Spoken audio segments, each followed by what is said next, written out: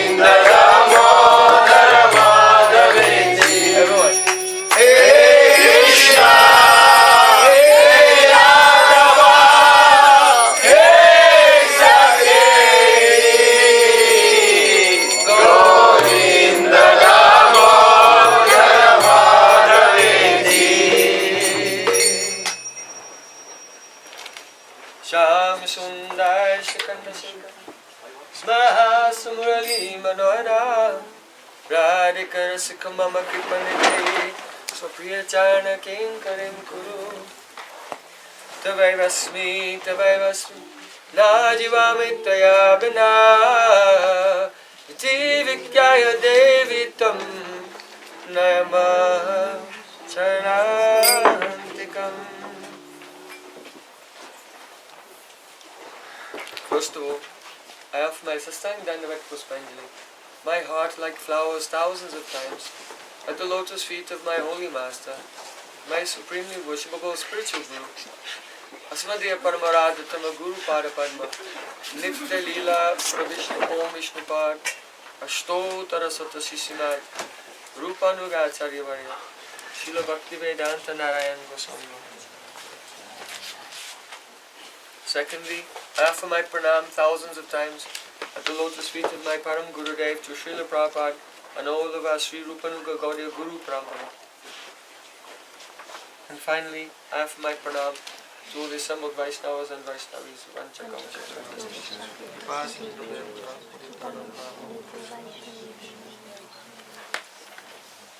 Hari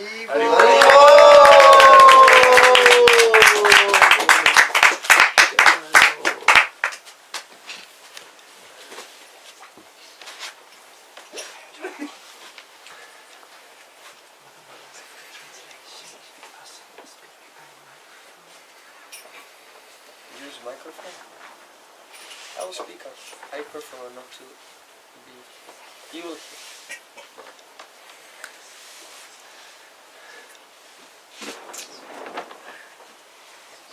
Sampradaya vihina ye mantraste nishalamata Tathakala bhavisante chature sampradayana. In the Padma Purana, it is described that if one does not receive his mantra in an authentic sampradaya, an authentic tradition, or that is succession of spiritual masters, then he will not attain the fruit of that mantra. He will not attain love for the Supreme Personality of Godhead. So sampradaya is very important. In Bhagavad Gita, Sri Krishna said, Evam parampara praptam imam raja shobhu sa kalinaha mahata yoga nashta parantapa. Hey Arjun, in this way, from guru to disciple, this transcendental knowledge descended. But in the course of time, the science of yoga, how to be established in our loving relationship with the Supreme Lord, it was lost. Why? The living entity in this world has 4 defects: Brahm, Pramada, Vipralipsa, Karna, Patav. The tendency to be in illusion, moha, bewildered, pramad, to make mistakes due to the insufficient concentration or steadiness of the chitta. Vipralipsa, cheating, due to being overwhelmed by the vasanas, desires. Due to previous life sinful activity, the living entity is insincere, and he tries to utilize the facilities of Guru and Vaishnavas and the Supreme Lord for the fulfillment of his own worldly ends. This is cheating. And Karnapata means that our senses are limited and imperfect. So, when transcendental knowledge is passed down, Guru Parampara Dwara Prapta, Veda Vakya, when the statements of the Vedas are received in the succession of spiritual masters, this is valid Praman. This is called Amnaya. This is reliable knowledge by which we can understand our true identity and transcend this world. This is true knowledge. However, if the living entity who approaches a guru is not fully surrendered, then his material mind and senses, they will filter. They will not get a pure experience of that knowledge. They will not receive spurti. The knowledge of Krishna is not theoretical knowledge. It is not a description. It is not composed of understanding just the meanings of words, but rather the words which are spoken by Guru are non-different from the subject he is describing. And therefore, hearing means to have a spurti. And that is the transference of knowledge. Tvam bhakti yoga paribhavita rit saroja aseshu tekshita patana nunata pungsa. Lord Brahma, he said, when the heart is saturated, the lotus of the heart is saturated with the spirit of service, then he can see Krishna through the ears by hearing. And so this is quite different from the worldly approach to education, where it's the responsibility of the teacher to make sure that the student has memorized the data.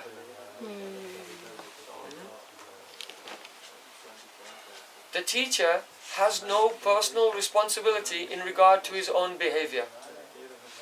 When he comes to the class, he imparts the data to the disciple, and the disciple has to memorize it, and the teacher will test him to make sure that he's memorized that information. But the teacher has no moral responsibility outside of the classroom.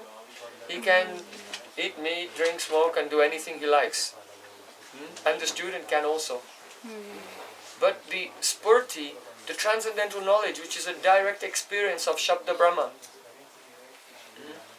the transcendental sound emitted from the lotus mouth of Sri Guru, in this particular situation, both the Guru and the disciple, they have to be perfect in their achar, their behavior.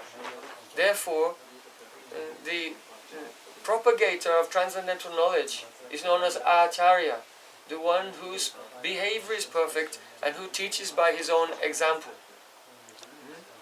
Someone may say, but you can have knowledge without having to follow all these ethical rules and regulations and morality and so on. But in Bhagavad Gita, Shri Krishna said, Prajati yada kaman sarvam patamano katam atmanev atmanatustas tasya pragya pratistita. Arjuna said, hey Krishna, by what symptoms can a person who has entered into samadhi, trance, by what symptoms can he be recognized? So Krishna said, that person who has given up all material desires, understanding that they are born from the mind, which is a superfluous, an external covering of the soul, and therefore who, being aloof from all acts of sense gratification, is completely satisfied in himself, tasya pragya pratisthita, that person is situated in transcendental knowledge. Srila Rupa Goswami has said the same thing. Vacho vegam, manas krodha vegam, jiva vegam, uttarpasta vegam, etan vegan, yo vishaheta dira sarvam apimam pritivim sasisyat. Who can make a disciples? One who is capable of tolerating the urge to speak. That means they don't engage in worldly gossip, worldly discussion. Manas krodha vegam, manas veg, the force of the mind. What is the force of the mind? The mind wants to engage us in karma, reward-seeking activities. Activities for the development and the prosperity of our material situation. Karma. This is the force of the mind. Otherwise the mind wants to engage us in jnana, cultivation of philosophical knowledge for the sake of being released from suffering. So whether karma or jnana, these are both selfish desires. They are two states of indifference to the loving service of the Supreme Personality of Godhead, Sri Krishna. So manasa krodha vegam, the force of anger, the desire of the tongue to taste various types of sweets and chocolate, ice cream, and the intoxication, tea, coffee, cigarettes, alcohol, ganja, all these things. Jiva veg, udara pasta veg, the desire of the belly to become very full and robust and rotund.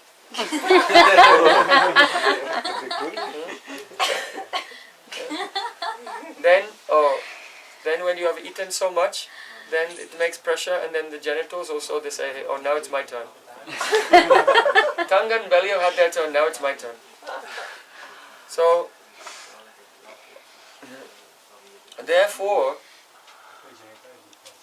one can identify to a certain extent, one of the symptoms by which we can identify the Acharya in a Sat-sampradaya, bona fide sampradaya, is their detachment from sense gratification. Shabde parityanishnatam brahmanupashamasrayam. 3 symptoms have been given by Sri Krishna in Srimad Bhagavatam. Shabde, that means that the spiritual master is very expert in all the conclusions of the Vedas. Pare means that he has the Bhagavat Rupa Abhibhavestu Aparakshanubhavena, Anubhav, realization of the Swarupa of Shri Krishna. And thirdly, Brahmanupashamasrayam, he is the abode of peace. Peace means that he is not disturbed by his own mind and senses. No attachment, no addiction or dependence on the external things of the world. So, when a disciple comes to such a guru and they begin the path of bhakti, They may receive the seed of devotion and they begin to water it day by day. But what happens? Nisidacha kutinati jiva hingsan labha puja pratistadi jat upasakagan. Along with the creeper, some of the water falls on weeds, and weeds begin to grow. And that devotee is thinking, oh, my creeper is growing so well, but actually it's the one weed is growing. And he's giving water to that. And the weeds actually choke the bhakti creeper. So these weeds are nisidachar. That achar which is nishad, forbidden, is nisidachar. So there are certain things that from the beginning one should not do. Therefore we have 4 regulative principles. If one will break one of the 4 regulative principles, that means opening your door and inviting Kali Maharaj into your life. The spirit of Kali, quarrel and hypocrisy. It's not something which is avoidable. And just like we saw when Yudhishthira Maharaj, he just touched gambling a little. And then very quickly, though he was a very righteous person, just by touching adharma, breaking one of the regulative principles, by touching gambling, then slowly it completely took over his mind, he became mad and he lost everything. So similarly, any of the 4 regulative principles, when we touch them, oh, not so bad. But then a sanskar comes, it causes us to repeat again and again, and one is drawn into the becoming fixed in bodily consciousness. Now the thing is that when we begin our spiritual life, we're already fixed in bodily consciousness. So it may not seem like a big deal. But for one who has actually transcended the identification with the body and the mind, then for them they will feel their consciousness being drawn down. So they'll avoid it very carefully. But the very neophytes, doesn't affect me. Why? Because you're already on the bottom, cannot go down any further. So they think it's not important. So first thing, nisidachar. One of the creepers, one of the weeds begins to grow, and that is the tendency to engage in activities which are forbidden in Shastra. Then kutinati, duplicity. If you go into the forbidden activities, but you still want to think I am on the path of bhakti, then at once you become in a state of duplicity. Kutinati. Cheating yourself and cheating others.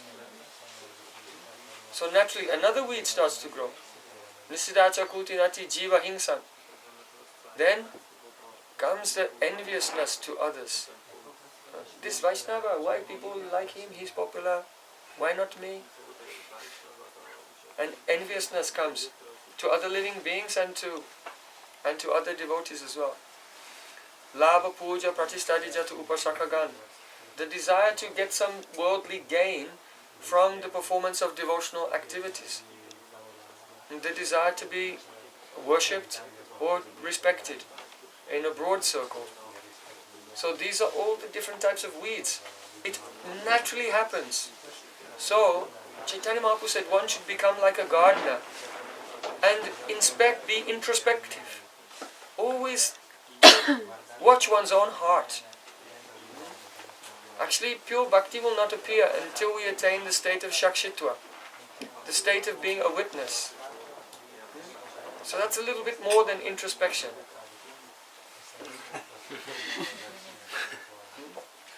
Generally a person thinks I'm not this body. But they think that they're the mind. And then later we think, oh, I am not the mind. And they try to be and look what's going on. But their consciousness is still merged with the mind. But shakshitva means one is aloof from body and mind. It will come. If you do loud Nam Sankirtan for many hours, dancing, you can. Mahaprabhu will give easily. This shakshitva, at that time, you not identify with your body at all. You will not discriminate between your own stomach and someone else's stomach. Even. You will not think, oh, the gulab jamans, they are running out.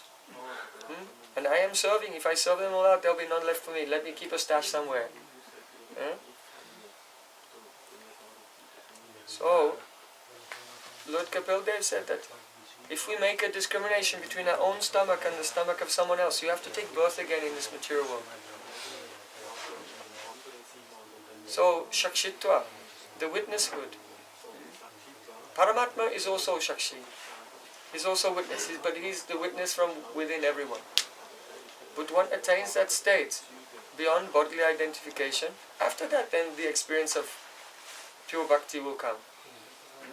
So at least at first we can try to be introspective and watch what's going on in my mind. What is my motivation? Why am I doing this? Is some bad habit coming? Impious or unvirtuous thoughts coming in my mind? And give them up. So, Mahaprabhu said, when these weeds are growing, you have to uproot them. As soon as they're coming, uproot them, give them up at once, so the bhakti kripa can grow. How will one have the strength to do it? By serving Sri Guru and by chanting without offense. If we chant the holy names in a very humble mood, Trinadapi Sunichena, and beg for the mercy of Nam Prabhu, then the anarthas will begin to clear by the light emanating, not from, this is not even Shuddhanam, this is only the light emanating from Shuddhanam. Nama-aparadha will give one the power to tolerate all types of urges, all types of desires. They may be there, but one will not act on them. Apuryamanam achala patishtam samudra pratishanti yadvat tadvat karmayam pravishanti sarve sasanti mapnoti na karma kami. See, Krishna said, just as many rivers flow into the ocean, but the ocean never changes his form. So in the same way, that person into whose mind many desires are flowing, but he never acts on them, that person alone can achieve peace. So if one will chant the holy name very sincerely, very patiently, then the power of tolerance will come, and gradually he can make progress. But if one commits offense to the holy name, then all these weeds will grow. So today we're discussing Apa-sampradaya. The authentic sampradaya, when the guru is qualified and the disciple is qualified, and there is actually transmission of Shabda Brahma resulting in a spurti of Sri Krishna in the heart of the disciple, then this sampradaya is called Sat Sampradaya. Eternal and true sampradaya. Sam means completely. Prakrista, in the most excellent way. Daya, that which is giving completely in the most excellent way. The divine realization is sampradaya. But there is Apa-sampradaya. The word Apa, the prefix Apa has the connotation of away or vanquish or down. So where the sampradaya has actually been vanquished, where it's become degraded, where the essence has gone away, it's called Apa-sampradaya. So these Apa-sampradayas, they're not clubs that you can join, but rather they are the natural byproduct of nama-aparadha.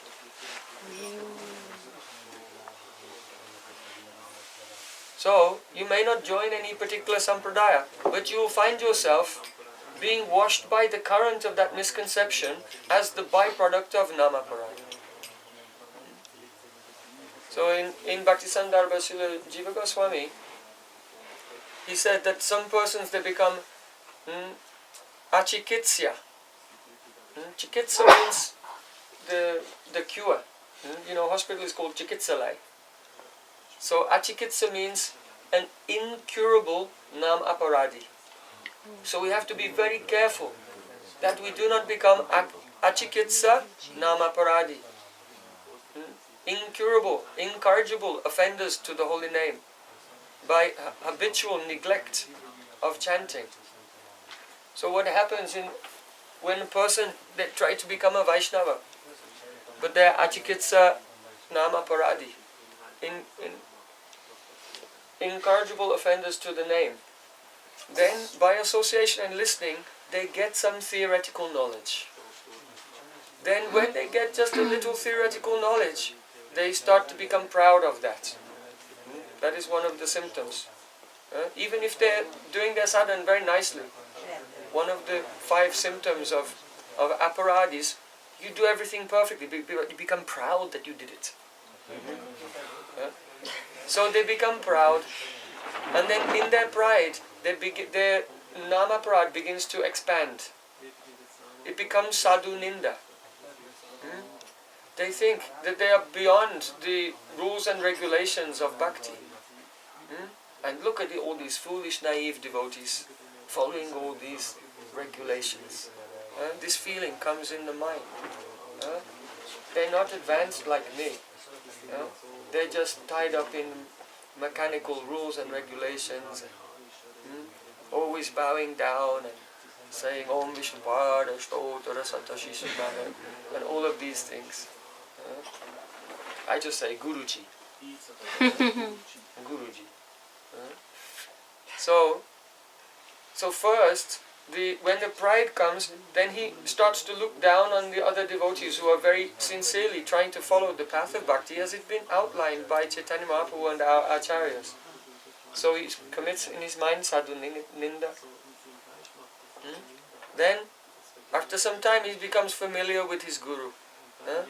Guruji and I, we are buddies. We are friends. And he begins to see the spiritual master like an ordinary human being. Then he becomes Guru Avagya. Then though the scriptures say so many things, and his life and activities are against what is written in the scripture, but he thinks it's not important. Now he makes Shruti Shastra Nindanam. So in this way, gradually, all his nama-aparadhas, they're growing like a forest. But he still has the idea, I am an authentic spiritualist. And in this way, all the Apa-sampradayas are born. This is the birth of the Apa-sampradayas. So we want to look at some of them. This is the famous verse that was quoted by Srila Bhaktivinoda Thakura, Srila Bhaktivinoda Thakura and other Vaishnavas, but it was composed by a devotee named Totaram Das Babaji. So in the last line you see Tota Kohi Tarasangina Hikari.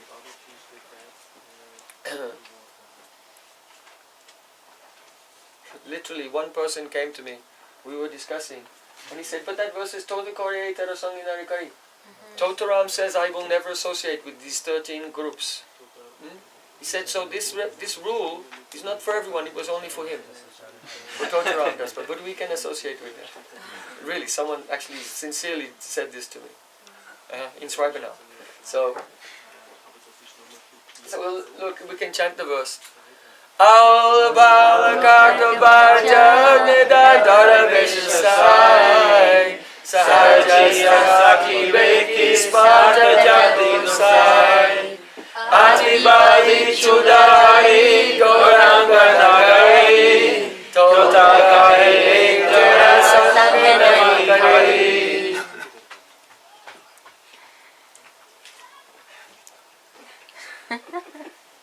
I am feeling great bliss hearing this, which may be a strange thing to say. But I remember one seminar given by Prabhupada Bhaktivinoda Thakura. He was speaking about the role of Acharya. So he said that many persons think that the path of pure bhakti is strewn with rose petals. It's all very comfortable and smooth and easy and relaxed. But actually the path is full of thorns. Because this is the material world.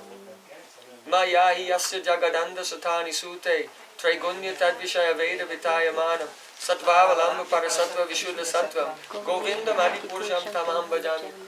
Means that Maya Devi Durga has manifested all the varieties of this material world on one side of the Viraja river.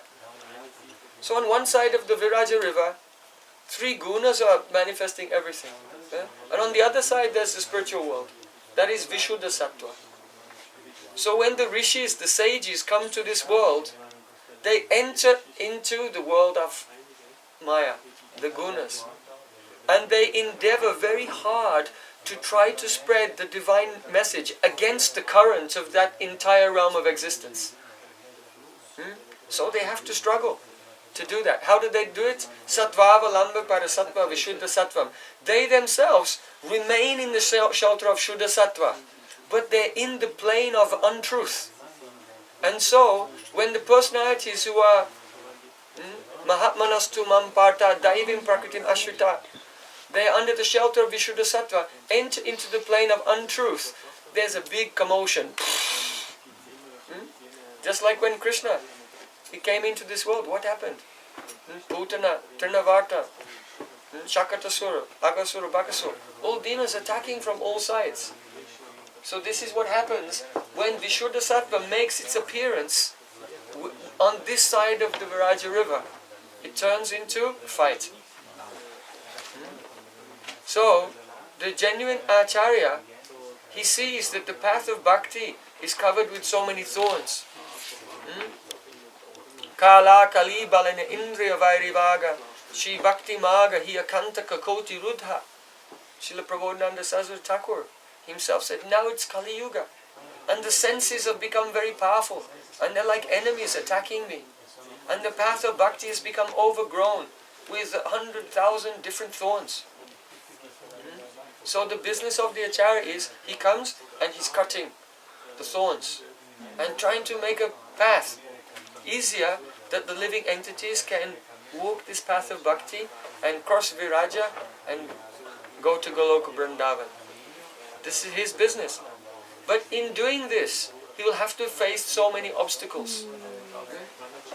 And therefore, those persons who want an easy, relaxed life without any conflict, those persons who are lazy and don't want to put in the hard work which is necessary to actually be a servant of the Supreme Lord, those persons who are concerned about their own luxury and comfort, they always shy away and run away from the duties of the Acharya and the servants of the Acharya as well.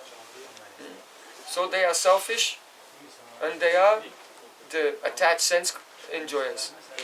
But they have one of the main qualities of the Apa-sampradayas is that they manifest a type of duplicitous, false humility. I'm very humble. I'm friends with everyone. I get along with everyone.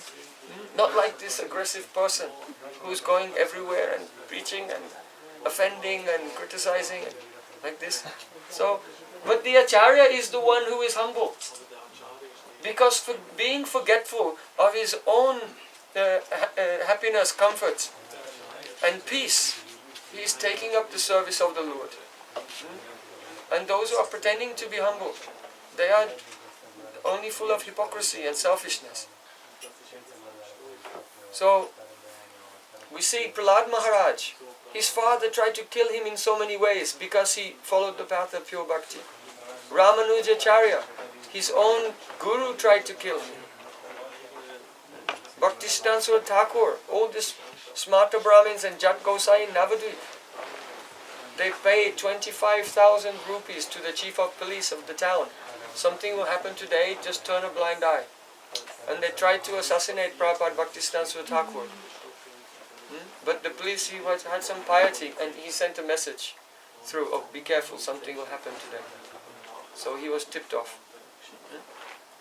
So Jesus Christ also, what happened to him? And many saints, they were martyrs. So this is what happens when spirituality makes its true manifestation in this world, then the weight of the material energy turns against it. So this is one of the signs. Prabhupada Bhaktisiddhanta Thakur used to say, if there's no controversy, then you're not preaching. You're not doing, if people are not disturbed, then you're not actually giving them anything, trying to give anything. Huh?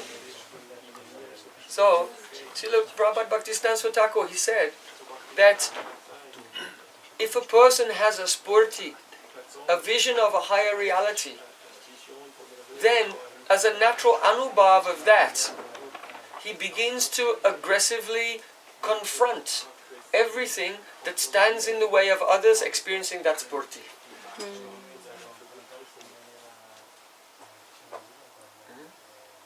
And therefore, the delineation of the various deviations to clarify the path of pure bhakti for everyone is also one type of manifestation of the ecstasy of our acharyas. So we'll look at some of them. Maybe we cannot do all today. We'll look at some, and we can do a few each day and complete. So the first one we'll look at is Jati Gosai, at the end of the second line. So I just keep Smorta Jati Gosai. Jati means caste. Gosai means Goswami. Caste Goswamis. You know that in this world, everyone wants to pass on their inheritance to their children. So that is possible with worldly things. You can leave your money, you can leave your house, and so on to your children.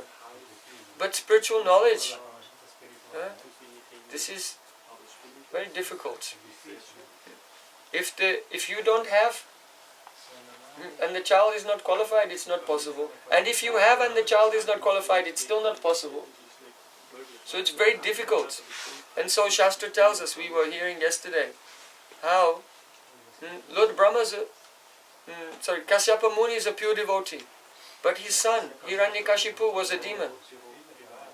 Hiranyakashipu's son, Prahlad, was a pure devotee. But his son, Virochan was a demon. Virochan's son was a pure devotee, Bali Maharaj. But Bali Maharaj's son was a demon. And so in this way, it's very, very unpredictable. There is no way that we can guarantee a parampara, which is a seminal parampara. Also the title Goswami is a title for one who has complete control over their senses. So it cannot be a hereditary title. But in the tradition of Jat Gosai, whoever is born from the biological combination of that devotee and his wife automatically receives the title Goswami. So Goswami is a very high title. We reserve this for Rupa Goswami, Sanatana Goswami. Srila Bhaktivinoda Thakura is called the seventh Goswami. Others may be the Goswamis also, if they are qualified. But only to receive a title Goswami due to birth, this cannot be supported by Shastra at all. So, how did this come about? There are many examples. For example, one type of Jap Goswami in Bengal is called the Nityananda Vansh, the dynasty of Nityananda Prabhu. Actually, this is one type of deception because Nityananda Prabhu has no banks. He had one son, Virabhadra, Virchandra, and Virchandra had no sons. So the next person in this parampara is Ramai Thakur. So Ramai Thakur was adopted. So then there is a genetic line from Ramai Thakur, but because he was adopted, this is actually not Nityananda Vansh.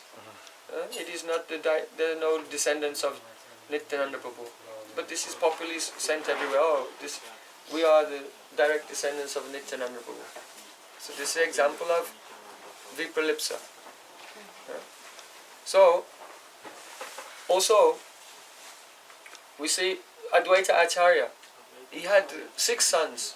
3 of them became bogus, but 3 were qualified, and the lines coming from them and from other associates of Chaitanya Mahaprabhu, there are family lines who claim to be Goswami and take the title Prabhupada. They say only who is born in our family can be called Prabhupada. And everyone else, even like Jagannath Das Babaji or Gokishore Das Babaji. Gokishore Das Babaji was born in a Vaishya family. So, he cannot be Prabhupada. He cannot be Goswami. But any person born in this family who is chewing pan and smoking hookah, he's Prabhupada. I'm not joking. For example, there's a very great Vaishnava, his name is Tinkori Baba. So he was born in a Kas Goswami family, but when he was young, automatically he inherited so many thousands of disciples from his father and grandfather and so on. So in his biography there is written that the Jat Gosai, usually they're carried in a palanquin by their disciples, and they go house to house and they do Guru Puja and they collect some money from their disciples. So he used to sit on the palanquin with a hookah, a water pipe, smoking the ganja, made silver, very expensive one, silver. Then they would bring him to the house and he would sit down and they would sing Shri Guru Charana Padma. And literally, why are they worshipping?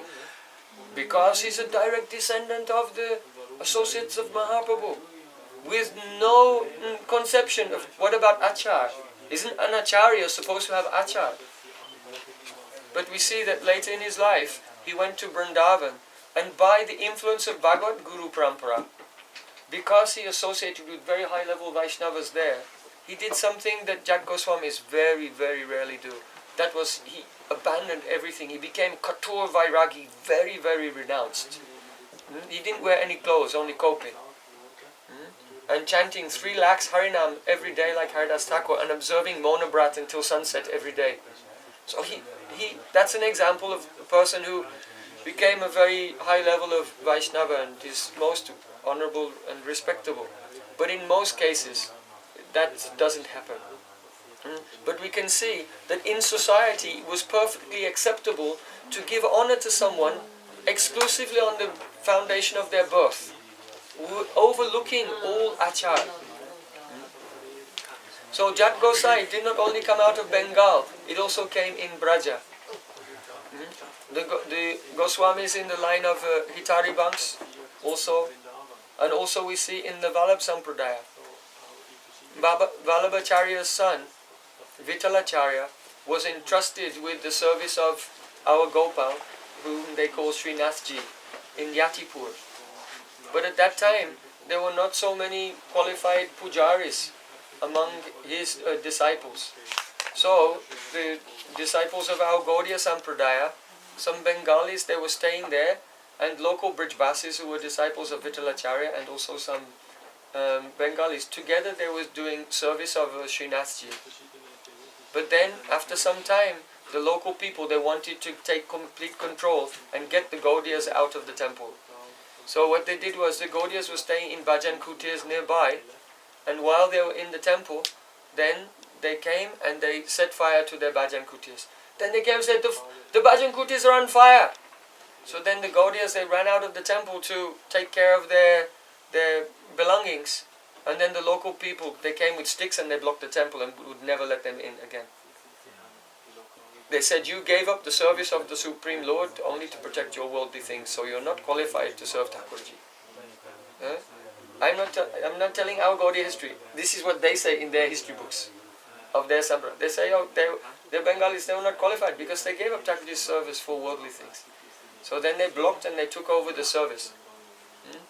And then, after some time, the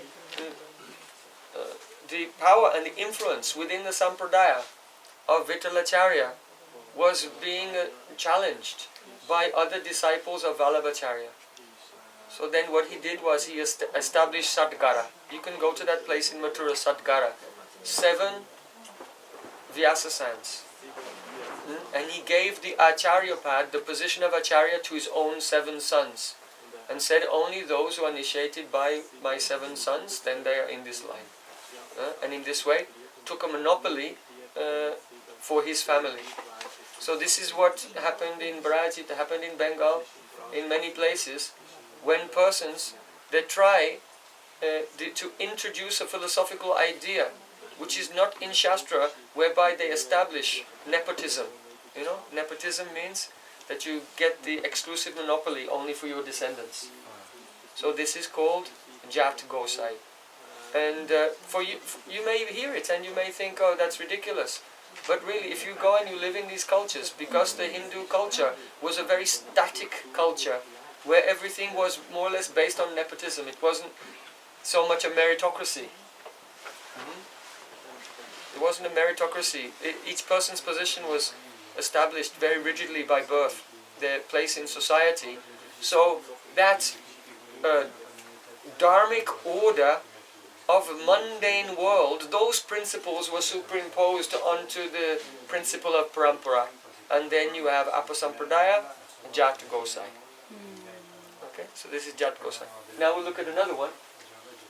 Smarta. Smarta means the Brahmins who put emphasis on Smriti Shastra. There are different kinds of Shastra. There is Shruti, that means the four Vedas. And then there's Smriti, that which appeared in the memory of the sages. So Smriti also includes the Bhagavad Gita, Srimad Bhagavatam, the Puranas, Mahabharata, Ramayana. This is all included in Smriti. But also included in Smriti are the Niti Shastra, the scriptures which describe the social behavior, interactions, how to govern society. So there's a book called Astavingsati Tattva, the 28 Tattvas by Raghunandan in Bengal, which is a very popular Smriti Shastra, but it is not in tune with Vaishnav Smriti. Our Vaishnav Smritis were compiled by Hari Bhaktivinoda of Sanatana Goswami, based on the notes of Gopal Bhatta Goswami. Hari Bhaktivinoda, also Satkriya Dipika and Samskar Dipika, also both by Gopal Bhatta Goswami. Because Sri Chaitanya Mahaprabhu gave his own gadi, he gave his own wooden seat to Gopal Bhatta Goswami to establish him as Acharya, to set the example of Achar, proper behavior. So as Vaishnavas, we have our Smriti governing Achar. And that was one of the four missions that Chaitanya Mahaprabhu gave to the six Goswamis, Vaishnav Sadhata Stapana, to establish proper behavior in Vaishnav society.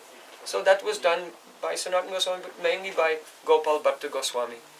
Now, the Vaishnav Sadachar and the Astavingsati Tattva and many other smritis came about which were just speculation, but they were widely accepted in society. Sometimes, quite often, these two approaches to behavior, they are in contradiction with each other. So the Brahmanas who follow the mundane Smriti Shastra, they are called Smarta Brahmin. It doesn't mean that they're smarter than other people. The word Smarta comes from Smriti. Smarta vyasa tatam vishnum vismatavya najatu chit sarva vidini seda asur etyo eva kinkara. It means that there are two rules in spiritual life. Number one, Smartavya, always remember Krishna. And number two, never forget Krishna. So Sarva Vidinishade, all the rules and regulations of the scriptures, they're only the servants of these two. So the purpose of each and every single rule of scripture is only to remind you to remember Krishna and never forget him. So the Vaishnav Smriti is for that. We follow everything, or every rule and regulation we have as one thing in common, just to remember Krishna. We're putting on tilak, why? Keshavaya Namaha, to remember Krishna. We wear tulsi to remember Krishna. Everything we're doing is just to remember Krishna in a loving mood. But the Smarta Brahmins, they have another approach. Instead of nicely following all the rules and regulations to remember Krishna, they remember the rules and regulations and forget Krishna. They do it the other way around. For example, in the Smriti Shastra it's described what you should do when you go to the holy Dham. Let's say you go to Jagannath Puri. So what you do when you arrive there, you should shave your head, take bath in Narendra Sarovar, and you should fast on the first day, like this. And by this, you can become purified of all sins. Did we miss something? What about pleasing Lord Jagannath? It's like if you walk around Tulsi, yani kani chapapani brahma hattarika, with every step I'm getting free from my sins of killing brahmanas.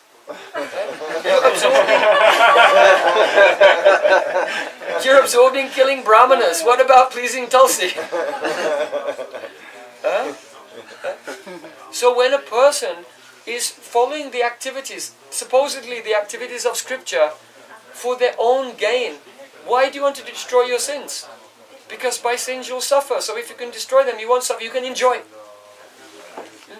But what's missing? What is missing is remembering Krishna and doing things with the motivation of just pleasing Krishna. When the associates of Mahaprabhu from Bengal arrived in Jagannath Puri, they just came straight into the town singing Sankirtan. They went straight past the Jagannath temple. They were going to the Gambhira to meet Mahaprabhu. Pratapurja Maharaj said to Sarvabhauma Bhattacharya, what is this? They didn't shave their head. They didn't take a bath. Even Mahaprabhu sent Swarup Damodar and Govinda out to greet them, and they gave the garland. Swarup Damodar gave garland to Advaitacharya, and then they gave Jagannath Mahaprasad, and they all took the Mahaprasad. They didn't fast. They're supposed to fast. They just arrived.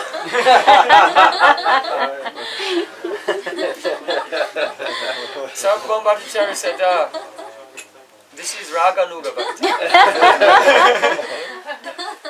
So in Ragamag, it's not that we don't follow rules. We also follow. But we follow those which are favorable to the development of our mood, and with the consciousness of pleasing the Supreme Lord. This is the purpose. So smartas are the other way around. Prabhupada Bhaktisiddhanta Thakur used to say, the smartas worship the Shalagram Shila so that they can crack nuts. Yeah? That means that they have a temple, and they open the door of the temple and people come, and then they tell her, give donation, give a donation. And then they take the donation and they buy some walnuts. So then they get the walnuts, and then they close the temple, and these walnuts I can't open. Oh, there's a stone. Oh, take the Shalagram Shila, then they can eat their walnuts. Yeah? So using God for your own dharma, artha, kama and moksha. Generally smarta Brahmins, they act like they're Vaishnavas, but they really believe in Panchupasana. Worship Krishna. Oh, but if you want to worship Durga or Surya or Shiva or Ganesh, it's all okay. They're all the same. So the origin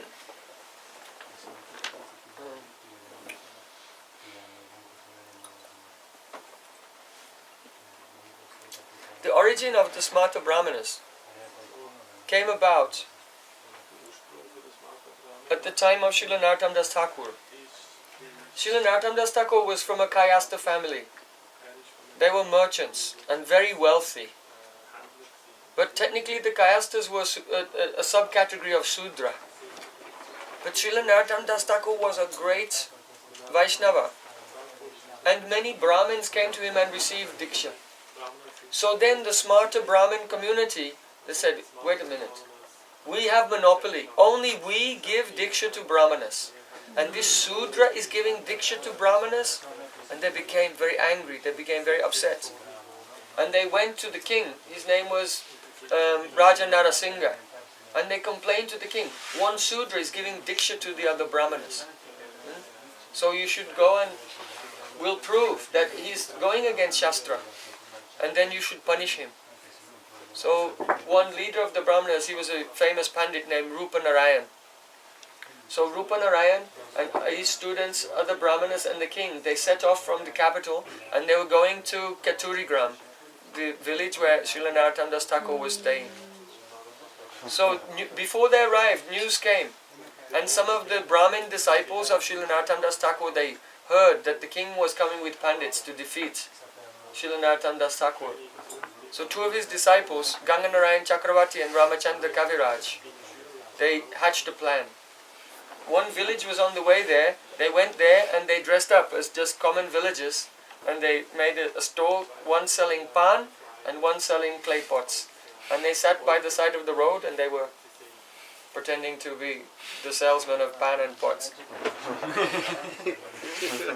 So some of the Brahmin disciples of Rupa Narayan, they went ahead to get some pots for water and take care of them on the way. So they came to the stall there, and they wanted to buy something. But these two villagers were having a discussion with each other in pure Sanskrit. And the Brahmanas were looking, thinking, and what a high philosophy they were discussing. They were very attracted by that, and they wanted to also get philosophically involved. So they began to join in the conversation. And as the conversation developed, the students of Rupa Narayan, they were completely defeated, philosophically. So then they said, "Who are you?" They said, "We are just very low and fallen, ignorant disciples of Vishnupada, Srila Das Thakur." Then those disciples of Rupa Narayan, they were astonished, and they went back and they told the king and Rupa Narayan, "You won't believe this. We just went into the next village, and just the pot seller and the beetle seller in the street, they speak pure Sanskrit and very high philosophy." Rupa Narayan was, "Oh, this is nothing." And so he also went there. So when he arrived there, they also began to discuss with him. And the debate started. And Rupa Narayan was also defeated in the debate. Then Rupa Narayan went to the king. He said, "Your Majesty, why don't we just go back?" He didn't want to go. He thought, if these very low caste people who have menial jobs can defeat me in a Sanskrit debate, then what problems I'll have if I meet you in Ananda-Dham in a public debate. It will be extremely embarrassing. So he told the king, "Your Majesty, let's just go back." So then the king agreed, and they camped there at night time. So then at night time, the king was asleep, and in his dream he saw his Ishtadevi, Durga. And Durga grabbed him, and she had a big sword for sacrificing goats. And she raised the sword to sacrifice him like a goat. And she said, "You fool! You've made offense to the great Vaishnav, Narottam Thakur. I'll finish you. I'll kill you. You'll suffer in hell for thousands of years unless you surrender at his lotus feet and beg for forgiveness." So then the king, he woke up in a sweat. He said, "Now I'm finished. I should just quietly, secretly go see Narottam Thakur, beg for forgiveness, and then I'll go back." So the king, he snuck off, and by himself, he was gradually approaching. He asked the village, "Where does he stay?" So Narottam Thakur stays there. So he came to the ashram where he was staying, and he was just about to enter the ashram when another person was also trying to get in. And he looked, said, "Oh, Rupa Narayan. What are you doing here?" He said, "Oh, Your Majesty, what are you doing here?" He said, "I had a dream." Rupa Narayan said, "Yeah, I did too." So then the both of them, they went inside, and they fell at the feet of Srila Narottam Thakur, and they begged forgiveness from him. And he was very kind, very merciful to them, and they became his disciples. So he gave Diksha to them, and then they went back to their capital city. So now the king was a Gaudiya Vaishnava. Actually, our tilak is Narottam Parivar tilak, same tilak. Now the king, and Rupa Narayan, his main pandit, he was also a Vaishnava. So then all the smarter brahmanas in the city, they thought, well, it's the king, he gives us charity and everything. Now he became Vaishnava, we'll all become Vaishnavas. Because that's what smarta Brahmanism is about. Following whatever rules and regulations are necessary to make more money. So they converted as well. but they converted externally for economic reasons, not actually from the heart. And in this way, the smarter Brahmins, who look like Gaudiyas, but are actually smarters, they come about. So one of the symptoms of the smarter Brahmins is that they would rather marry a woman who is not a Vaishnava as long as she's a Brahmin, than marry a Vaishnava woman who is not in the Brahmin caste. Which means they put the Brahmanism above Vaishnavism, which is against the paramartic transcendental principles. And so we see that also within the Jat Gosai that we spoke about before, the Jat Gosai are very often mixed with the smarter principles.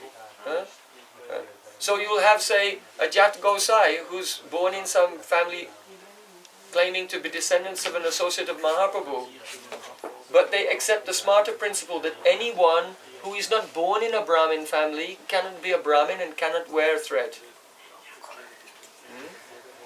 Not possible. I know one devotee came to one Jat Gosai with a smarter considerate, and he told him, "Oh, throw your Brahmin thread in the Ganges." Like this. Very bad, because this Brahmin thread represents Anantashesh, the snake Anantashesh.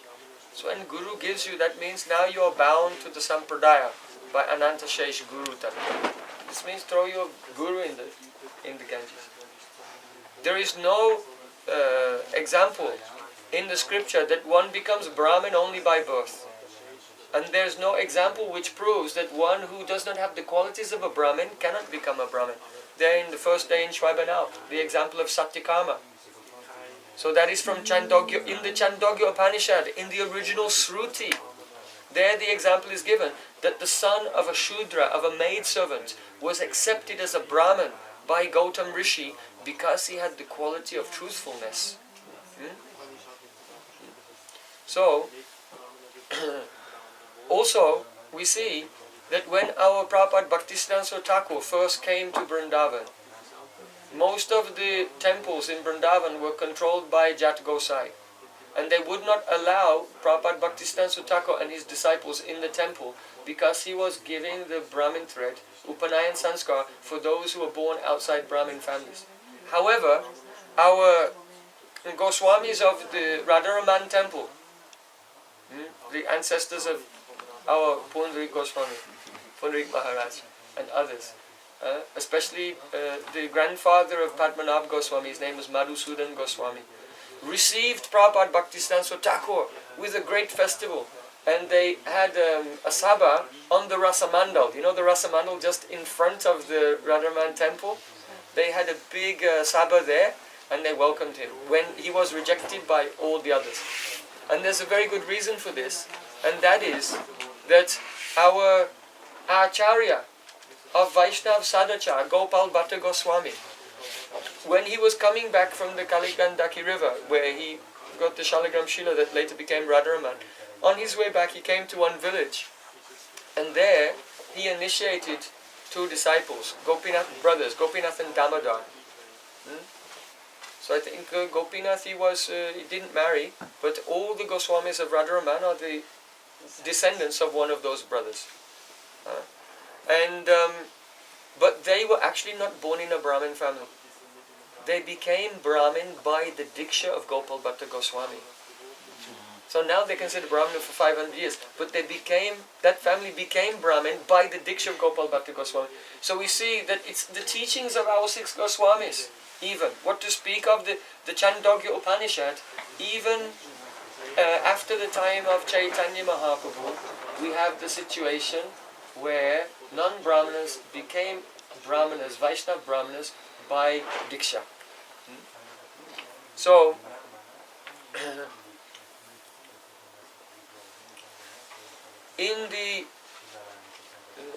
then you'll see that even if someone will touch any boga or any parts or anything like this, they'll reject, because you are unclean, you are not a Brahmin. We see in the line of Advaita Acharya, also it's Jat Gosai line, but mixed with Smarta Brahmanism. Because as we said, the smarter Brahmins, they would prefer to marry a Brahmin than a Vaishnavi if she's not a Brahmin.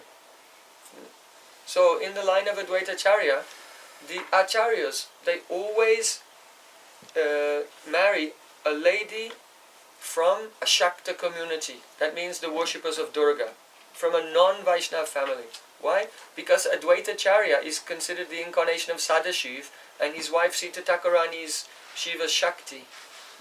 And therefore they think that each male person in our line represents Sadashiv, and therefore Sadashiv has to marry a representative of a Durga, a Shakta. So they select a Brahmin girl from a non-Vaishnava society of Durga worshippers. Like this. So obviously this has nothing to do whatsoever with Vaishnavism. It's practically Ahangropasana. I am Shiva and you're Shakti. No, we're all Tatastha Shakti. Since when did any of us become Shiva Shakti? We're Tatastha Shakti. Krishna era Tatastha Shakti, Veda Ved Prakash. So these deviations have come about. Another deviation, which is a combination of Jat Gosai and Smarta Brahmanism, and also Awala is the first one mentioned there, is that we see in Nityananda Vangs that the Acharyas are male, but the females give Diksha. Only the ladies give Diksha for many generations. And that habit came into the line of Janava Chakaran, came into Gadada Paribar also in Bengal, the line in Bengal. Because the influence of Tantra in Bengal was so strong, and in the Tantric traditions, the knowledge is passed through the women only. And so what happens is, you have the Jat Gosai, which means DNA-based parampara, became mixed with the Tantric, with the Shakta school, that only through women can transcendental mantras be given. So then this becomes a DNA-based Tantric hybrid parampara, which again has nothing to do with the Vedic principles or Gaudiya Vaishnavism or any teaching of Chaitanya Mahaprabhu or any of his authentic disciples. So, Jat Gosai Smarta. What is the name of that? That the one you said? The Aula. Oh, that's the Aula. Aula. The mixed up with Jati Gosai. Aula is a little. Only the concept that the knowledge comes through woman. So now we look at Sahajiya. Sahajiya means Sahaja. In very long time ago, 1,000 years ago, there was a Buddhist Tantric school, and it was called Vajrayan. Vajra means the diamond. Yan means vehicle, the diamond vehicle. So this school of Buddhism was very strict and very detached and very renounced. But there came a rebellion against that. Oh, this is too difficult. We can become renounced by following pravriti marg. That means by indulgence. Just like if you keep planting the same crop in a field. This example is given in Srimad Bhagavatam actually. If you keep planting the same crop in a field, slowly, that field reduces its capacity to reproduce that crop. So one way to give up desires is to renounce the activity, and the other way is just keep doing the activity till you're sick of it. So another school broke away, and they were called Sahaj Yan. Yan is the vehicle, the easy vehicle. Sahaj means easy. And Sahaj means Sahaja. Sa means with, and Ja means born. So the qualities that you're born with, your nature is Sahaja. Sahaja. So that's easy. To act according to your nature is very easy. So because it's our nature to engage in sense gratification, let's have religious, ritualistic sense gratification. And in this way we can make progress. Right? Okay? So these were the Sahajyan Buddhism. It was mixed with Tantra. Of course, as you know, in the Tantric school, there is the concept that consciousness is a combination of two principles, the male and female principle. So if you have a male body, your consciousness has too much of the male principle. And if you have a female body, your consciousness has too much of the female principle. So you can't attain pure consciousness. So the way to attain pure consciousness is if the male and female principle become one by having sex. Then you will balance your male and female principles, and then you'll, whatever, nirvana.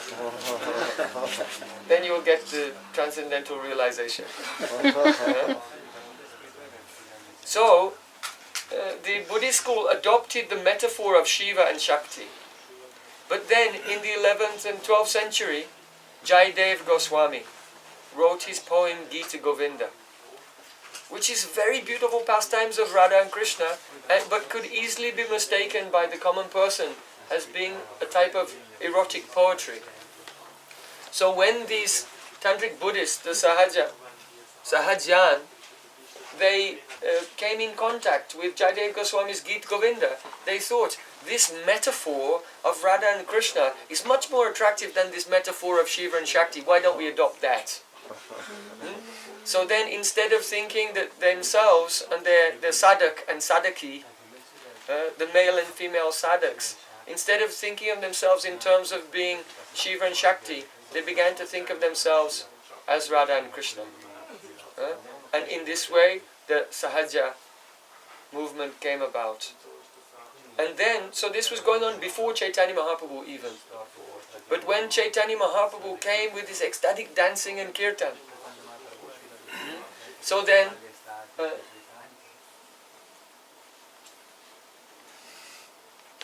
let me just put something in perspective.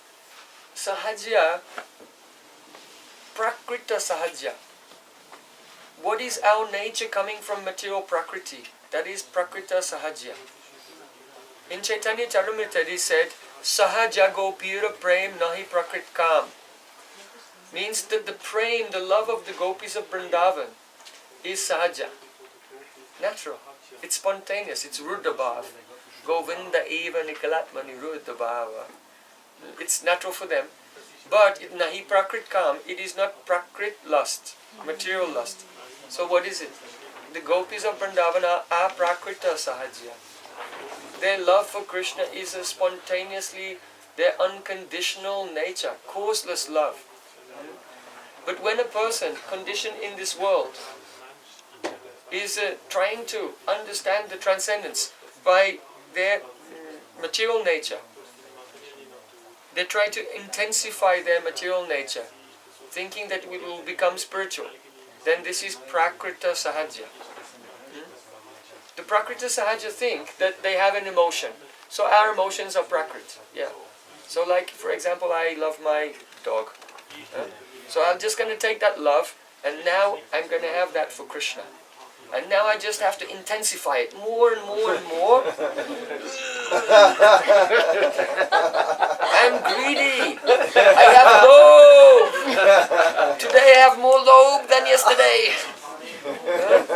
Like this, and they just try to intensify their material emotion, thinking that it will eventually become spiritual. This is Prakriti Sahaja. So actually, all of the other 12 types of Apa-sampradaya are different manifestations of the same thing, really, manifested in different ways. So, we can say that Aul, Baal, Daravesh and Sai, these four come together. The Aul, Baal, Daravesh and Sai are 4 degrees of utilizing this idea of the union of male and female. By this you can attain transcendence. In other words, they pretend to be Gaudiyas, followers of Chaitanya Mahaprabhu, but they're actually Tantric Buddhists. And also the Sufi sect of Islam, they also got along with them very, very nicely as well. Because the Sufis, they think that they can dance and spin around until they just feel oneness with Allah. But in the last stage, they actually think they became Allah. And because they think they actually became Allah, therefore they were kicked out. They were considered to be heretical sect. So because the Sahajas are essentially tantrics. They also want to get oneness and nirvana and so on. And because the smarter brahmanas are also panchapasakas, they worship any god because they're all the same. So it was very easy for Sufis to intermingle with these other sampradayas as well. So the Awala, there's one group, they're called Awala. And this group, they are considered to be in the first stage of development. Aul, Baul, Sai, Daravesh and Sai, they're like 4 stages of development. So the first stage, they're neophytes. So they're householders, they're grihastas. And they are a mixture of Buddhism and Sufism, but in the name of Chaitanya Mahaprabhu. And they do their sadhana with their wife, and they swap wives as well. Variety. Yeah? So you can't let the sadhana become mechanical. So this is called owl. And it comes from the word, the owl in the Islamic language means respectable person. And also owl means woman, and ula means descending. So the concept that transcendental knowledge can only descend through the females is aula. So therefore you find the touch of the Apa-sampradaya aula in the so-called traditional paribars who took the tradition that only the wives will give mantra. So then owl, then Baul. The Bauls are more advanced. They've left their homes. They wander here and there. They grow their hair very long and they decorate themselves, and they're expert in music and poetry. So they're very literate. And they produce a lot of art and music. And so they're the Bauls of Bengal are very famous. Especially they were sponsored and promoted by Rabindranath Tagore. And then they became famous all over the world. You can go on YouTube and just type in the Bauls of Bengal, and you'll see so many very emotional songs.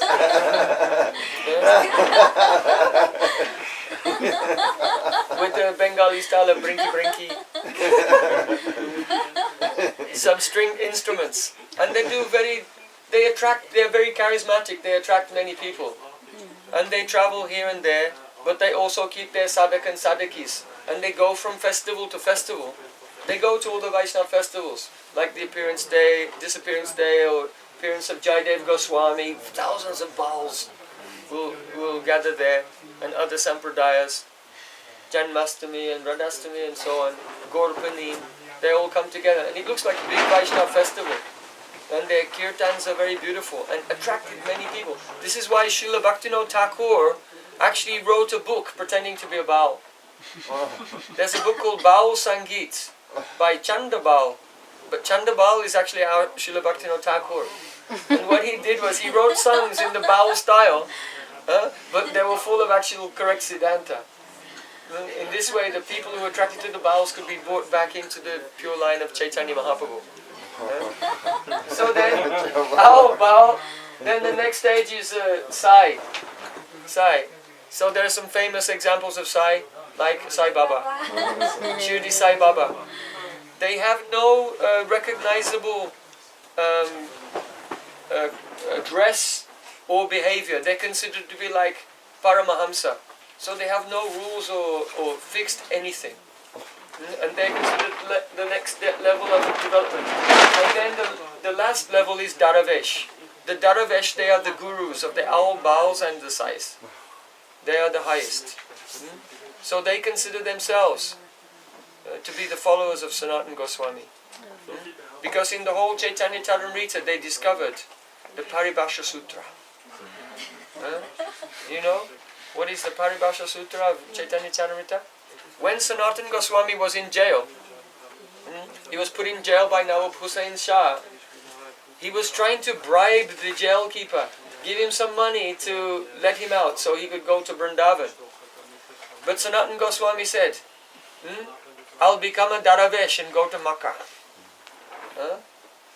So because the jail keeper was a Muslim, and it said that if you facilitate someone else's pilgrimage to Mecca, then you'll go to paradise.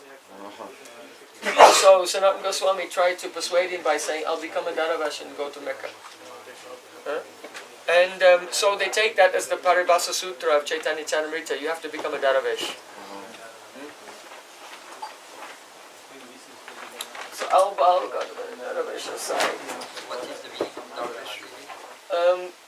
Daravesh, literally in the Farsi, the Persian language, it means one who begs door to door. Literally, that's what it means. You may have heard of the whirling dervishes.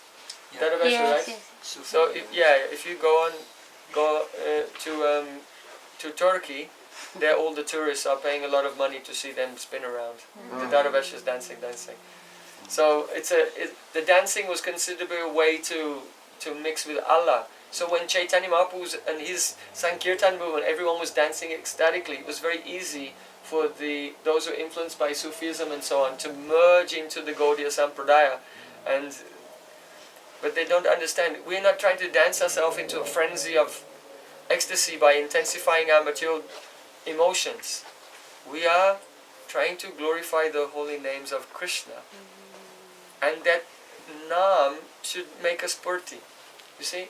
Srila Jiva Goswami said, Pratamam nam shravanantakarna shuddhyatam apeksham shuddhe chak antakarane rupa shravane na taruda yogyata bhavati. Hearing the holy name actually depends on purity of the heart. And when the heart has become purified, when we hear about the form of Krishna, then the form of Krishna awakens in our heart. So this is very, very deep, very central to our Gaudiya Vaishnav's philosophy, that unless our antakaran is pure, we cannot hear the holy name. Because the holy name is not jivadin. It is not, adin means controlled by your tongue. When we have ego, we think, now I'm going to chant Hare Krishna. So the holy name is jivadin, it's under the control of the tongue. No, that's nama-aparadha. The pure name, when the pure name is chanted, then your tongue is nam-adin. In other words, just as the Supreme Lord incarnates from Golok Vrindavan and performs his pastime in this world, the Supreme Lord, Golokera Prem Dan Harinam Sankirtan, from Golok Vrindavan descends as his avatar and goes into your ear and dances on your tongue. Tunde tandamani ratim vitanute tandavalilabda. Rupa Goswami said, when this holy name dances on my tongue, I want thousands of tongues. One tongue doesn't seem enough. So as long as you think that the mantra is a sound that you produce, in other words, the Nam is Jivadin, this is nama-aparadha. But by loudly chanting and hearing again and again, the antakaran will become pure, and then you actually hear the name for the first time. And this name is a divine being. It's a little bit like becoming possessed by a ghost, but this ghost is Satchidananda. Instead of just completely in tamas. So, this sound comes, which is actually a living person, which is superior to us in every respect. Just by the touch of this sound, immediately we become reduced to the helpless servant. And it's the tendency to just serve that person is completely irresistible and unstoppable and unconditional. So that is what it means to hear the name. And then as the sound of the name comes closer to our heart, then Krishna's Swarup appears. And then his qualities and associates. Then we can have greed to follow the associates. If we have no experience of how the associates are serving, then it's not greed. You see? Greed is based on spurti. This is directly stated in Raghavatma Chandrika. When Srila Raghunath Das Goswami discusses the development of greed, he quotes one verse spoken by Krishna to Uddhava in the 11th canto. That is, Yataya tatma parimrijate so matguna kata shavana vidanai tatata tat sarpati pasati vastu shukshman chakshur yataiva anjana samprayuktam. He said, Krishna said, oh Uddhav, just as a person who is eyes are diseased and he cannot see, takes an Ayurvedic ointment and he smears the ointment on his eyes. And slowly, slowly his vision returns and he begins to see something. First it's a blur. And then his eyesight increases and he can see progressively more and more subtle things. So in the same way, as one engages in hearing and chanting, yata yatatma parimrijjate, so as the chitta is parimrijja marjana, chaito dapana marjana is going on, he begins to see, he begins to experience more and more subtle things. That is my divine swarup, qualities and pastimes. So the development of greed is not the generation of an emotion. Oh, I'm feeling greedy today. Let's hear some more. If I can just hear a little bit more very confidential erotic katha of Radha Krishna in the Kunj, then I'll have more greed. It's not like that. It means when the person is chanting without offense, when he's not achikitsa nama-aparadha, an incurable and incorrigible offender to the holy name, then chaito dharpana margin actually goes on. What does it mean that the heart's a mirror? It means something should be reflected there. So the chitta is also called Bhagavat Bimba Stan, the place where the Lord is reflected. So the greed comes when we see. And the greed increases when we see more. The more we see, the more we are greedy. This is love, actually. So, which one are we on? How about... Oh, Sadhya. Let me see how much time we have.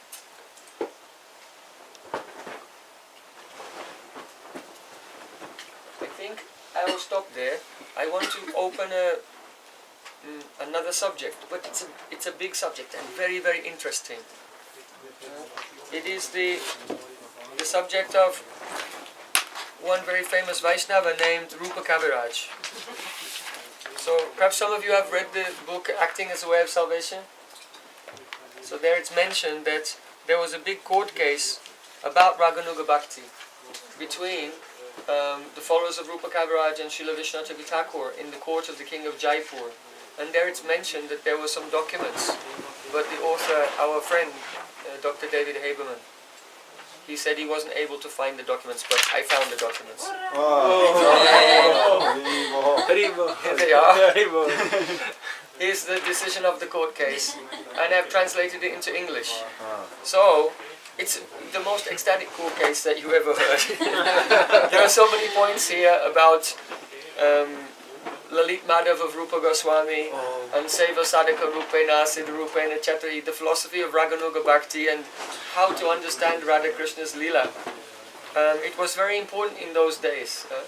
So I think in the evening we'll just have some Leela Katha and really some verses of Srimad Bhagavatam, and we'll continue with some Tattva Siddhanta on the Apa-sampradayas to distinguish Shuddha Bhakti from Mishra Bhakti, and we'll go through this document and what the implications are for us today. What do we learn today from the lessons of the past?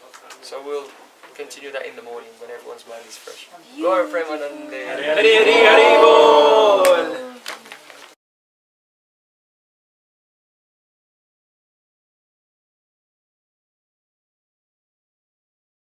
Oh, yeah. And the Bhaktivinoda Thakura, in the first 3 or 4 lines, he always mentions Bhaja, Radha Krishna, and like that.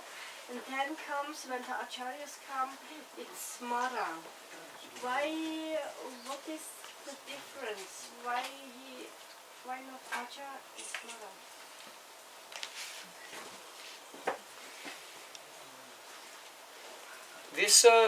This song is a vernacular explanation and expanded purport of the second verse of Manashiksha. So the first verse of Manashiksha said, Sumantri Srinamni Braja Yuva Dwandwa Sharane, take shelter of the divine couple Radha and Krishna. So then this first verse gives rise to a question.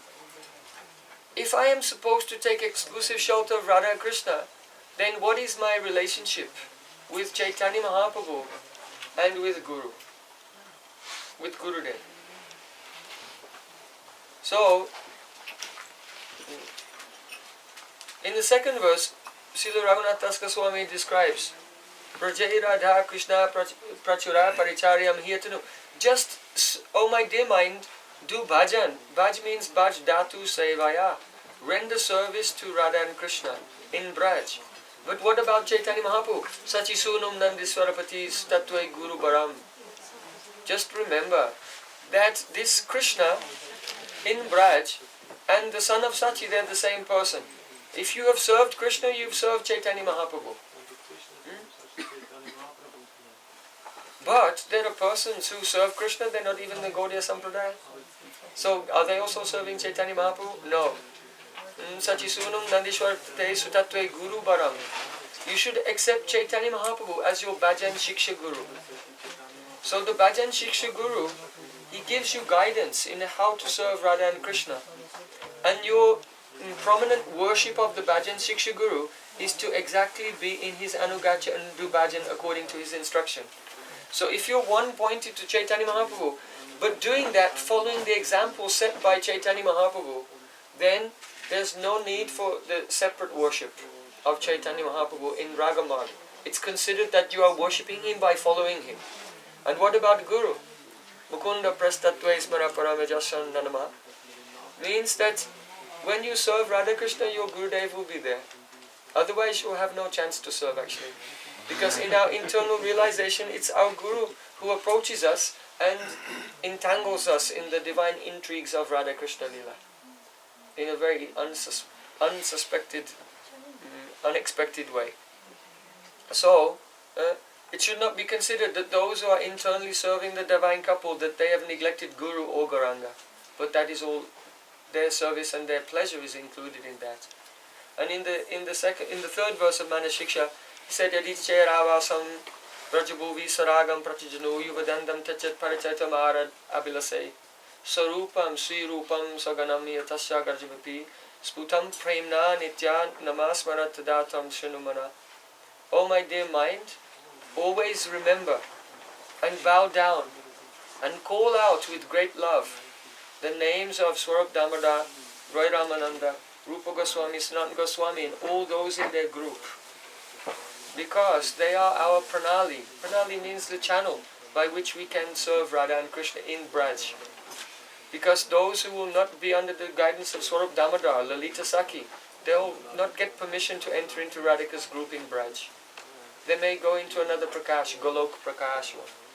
But to enter into Shuddha, Madhurya, Shuddha, Parakiya, in Manjari Bhav, it's essential to approach these personalities because they've descended along with Mahaprabhu, especially to facilitate that entrance into the most confidential Antramandal, the confidential inner chamber of the Golok Vrindavan.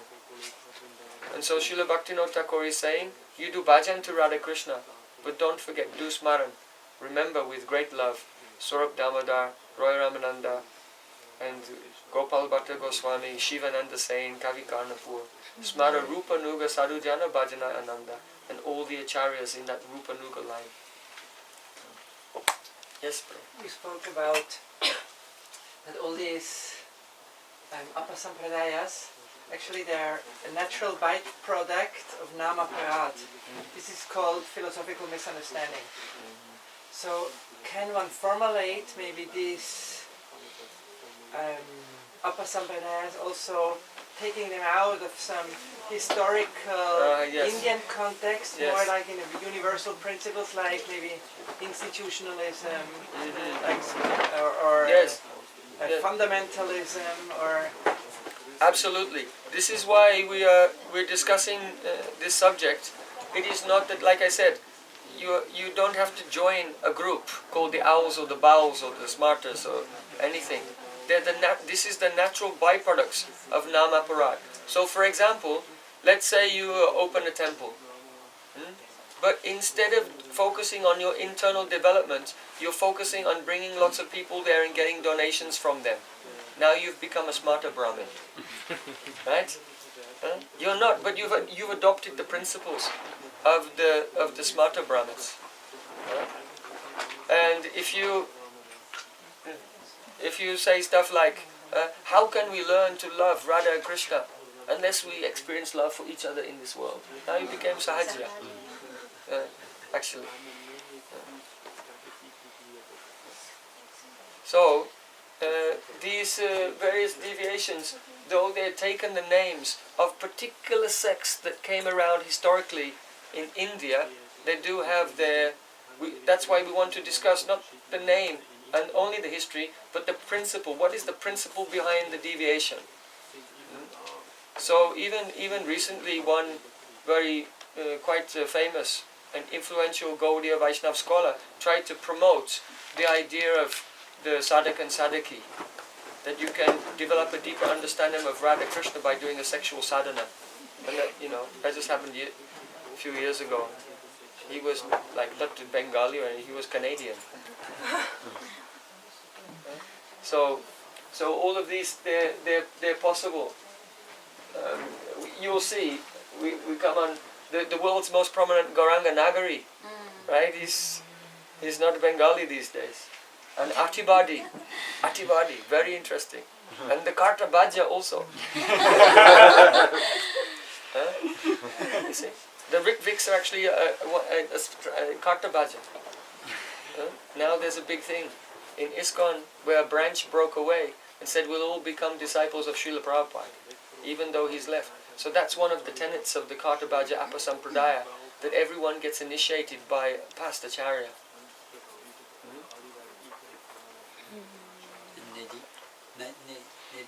Tomorrow we'll read. Any question on what we discussed today? Oh yes, do you have your Praman with you? Yeah. Then please make your presentation to the Venerable Vaishnava Assembly. Please come. Please come. I'm trying to establish that Speak up so that Madhu Mangal can translate. that the manasik chanting is better than the loud chanting. Yes? There's a quote in Haripati Vilas, no? I'm not going to help you at this point. I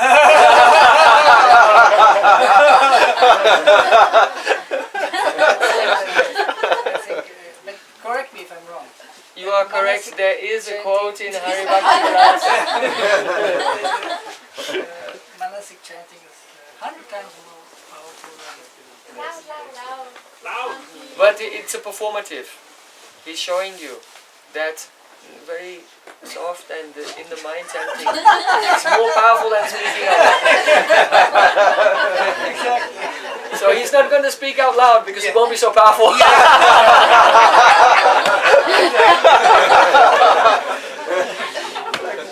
predict my own claim here. So another quote that I would like to put forward, present is, it says, mana bhava matta true in Bhagavad Gita. So it doesn't say man kirtan bhava matta or japa but mana, always think of me. It's very important. And Krishna says this in several places in Bhagavad Gita. This is very important to always think of him. Now, I have one book. I'm hiding the paper from whom it is.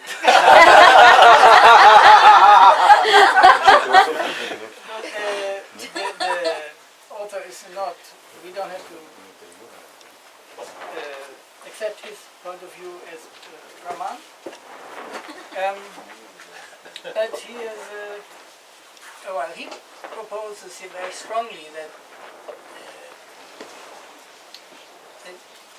you should do that. All your activities that you do with the body, they are like speaking or acting, doing things. They are inferior or even meaningless if they are not done with the mind. Even the court cases, he says, if there is a court case, you have killed somebody.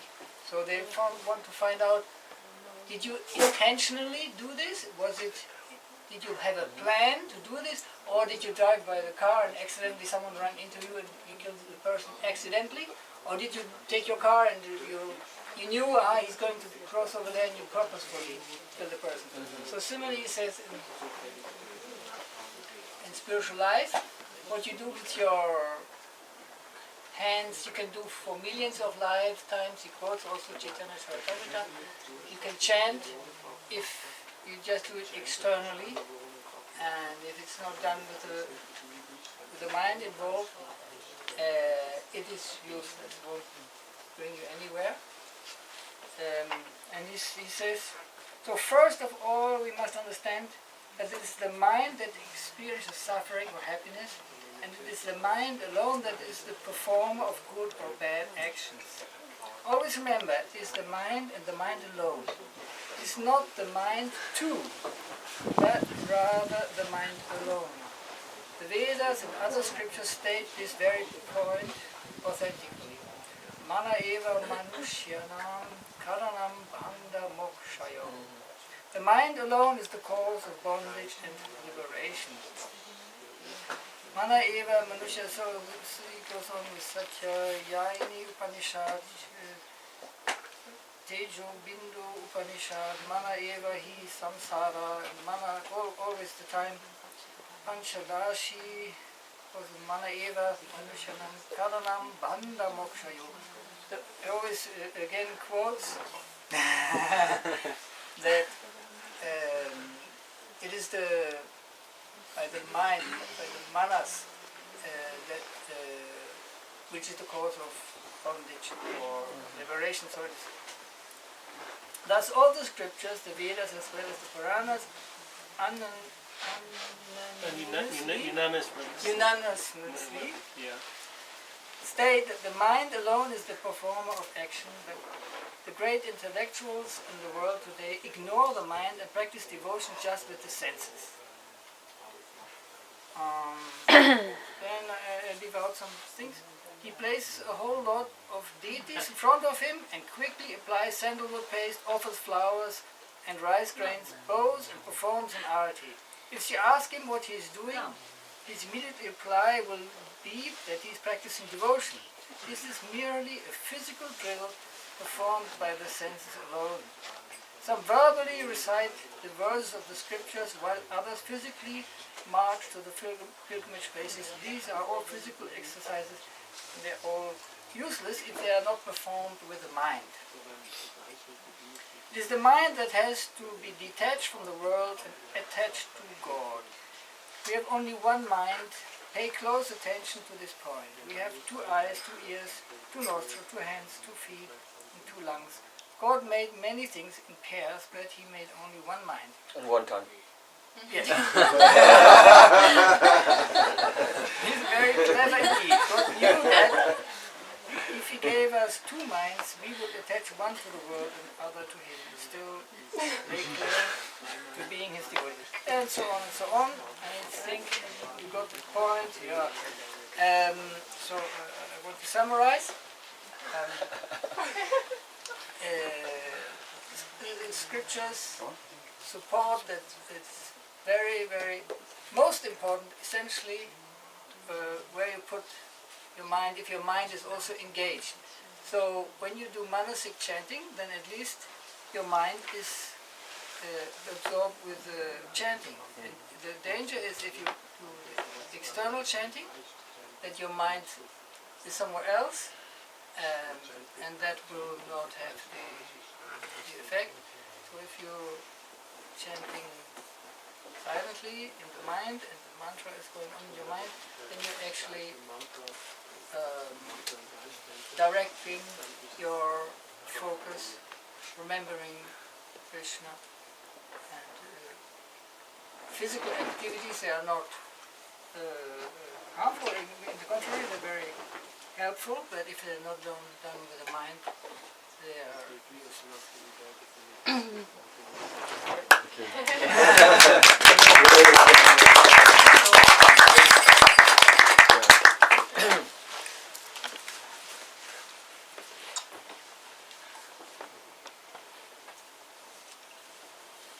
As we discussed today, the essence of all the scripture is Smartavya Satatam Vishnu. Always remember Krishna.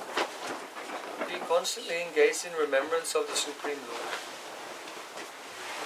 And in Raganuga Bhakti, Ragatmik Bhakti, Rag itself is a quality of the mind. Deep and spontaneous attachment. So, therefore in Raganuga Bhakti, Smaran or remembrance is Mukhya Anga, it is the main limb of Raganuga Bhakti. Smaran is the main limb of Raganuga Bhakti. However, Srila Vishwanath Thakur commented that this Smaran should be Kirtan Adin. The word Adin means control the boy. In other words, your the remembrance which is taking place is controlled by the Kirtan. In other words, this Smaran is actually a spurti of the name, manifesting to various degrees. So,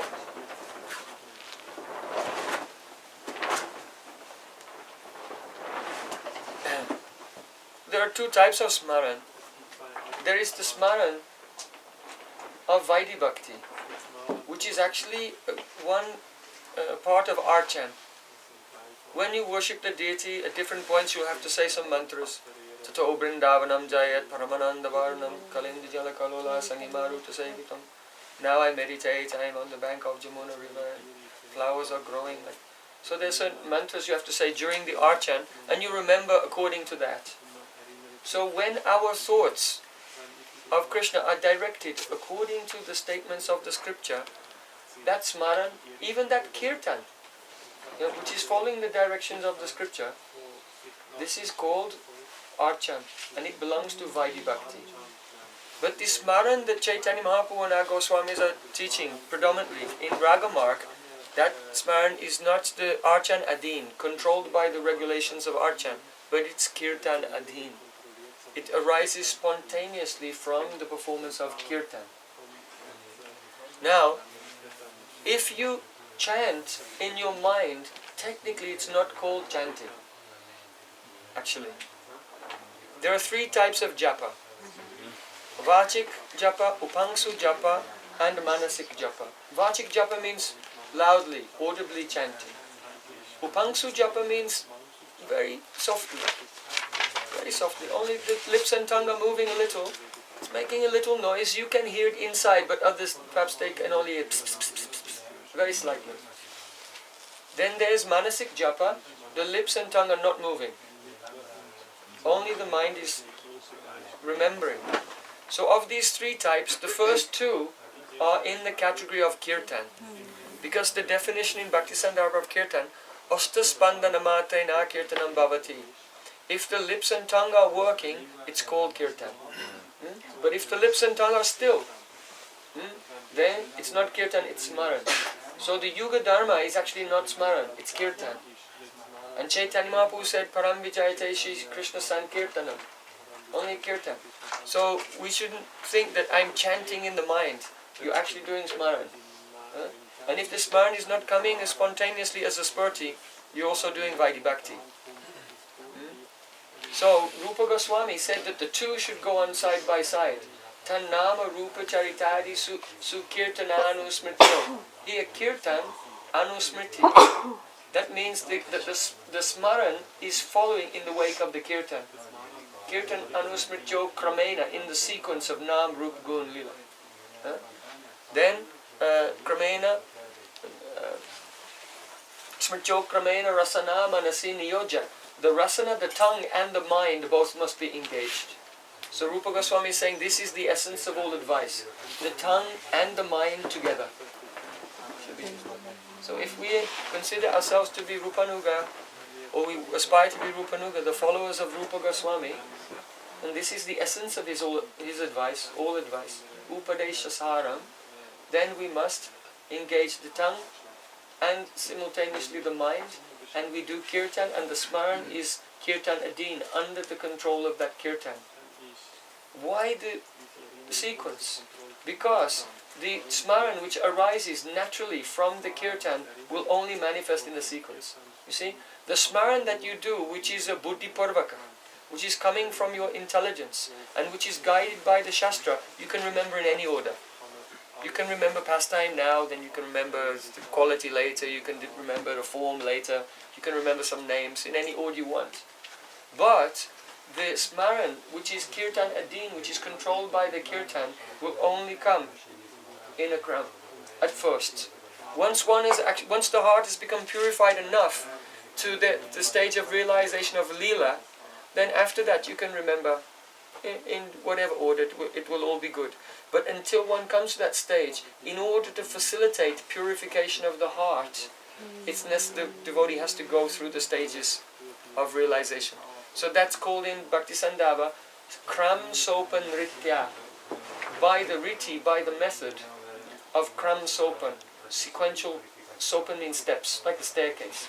So by the method of the sequential staircase of Nam, Rup, Gun, Harikar, and then, you see, in chanting, you chant about Nam, Rup, Gun, Harikar and Lila.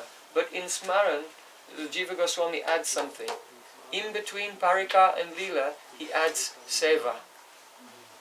So Manasik Seva is a stage that comes after the spurti of the Parikars, before you have a chance to enter the Lila. So it's very clearly written in Bhakti Sandarbha. Now, we have to do the Shastra Sangati. Because in a philosophical discussion, first you have Vishai, the subject. Then you have Sangshay, the doubt in the subject.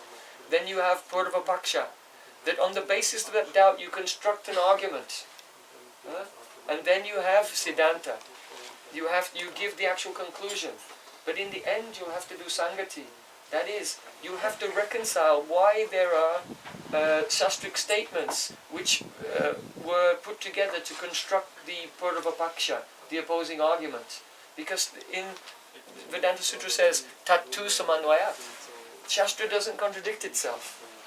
So if in Hari Bhakti Vilas there's a statement that says, chanting in the mind is 100 times more powerful than chanting verbally, then it can't be wrong. But in Chaitanya Bhagavat, Srila Haridas Thakur says, chanting loudly is 1,000 times more powerful than chanting in the mind. Now, we have two people here, Sanatana Goswami and Haridas Thakur. But Sanatana Goswami is quoting Yajnavalkya Smriti. And it's also in a context. Context is very important. I'll just illustrate that with a small example. You go to many places and a person will say, in Hari Bhakti Vilas it says, always wear white cloth, never wear saffron. Don't wear saffron like Krishna Chandra, like Madhav and Sikhi Mahiti. So in Hari Bhakti Vilas it says, always wear white, never wear saffron. And they come and they quote these things to show, oh, you're lying and your practice is all wrong. But what they usually don't know, because they've usually never read the book that they quote from, they're just maliciously throwing verses around to disturb the faith of other people. But if you actually read that section, it's a discussion of what a grihastha should wear while he's worshipping his deities.